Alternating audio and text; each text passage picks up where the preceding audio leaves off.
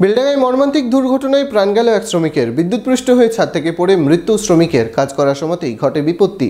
মনোবীক্ষণ polyclinic, চিকিৎসার জগতে এক দশক। এখন এখানে সব বিষয়ে ডাক্তারবাবু এক ছাদের তলায়। ফোন করুন 7477799515 এই নম্বরে। বেলডাঙ্গায় ভর দুপুরে কাজ করার সময় বিদ্যুৎস্পৃষ্ট হয়ে ছাদ থেকে পড়ে মৃত্যু হলো এক শ্রমিকের। আহত হয়েছেন আরও দুজন। জানা গেছে, মঙ্গলবার দুপুরে বেলডাঙ্গা পৌরসভার 13 নম্বর ওয়ার্ডের বাগদিপাড়া এলাকায় একটি দোকানে ইলেকট্রিকের কাজ করছিলেন 3 শ্রমিক। হঠাৎই 3 জন ছাদ থেকে পড়ে যায়। স্থানীয়রা 3 জনকে উদ্ধার করে বেলডাঙ্গা গ্রামীণ হাসপাতালে নিয়ে গেলে টিটন মণ্ডলকে চিকিৎসকেরা মৃত বলে ঘোষণা করেন।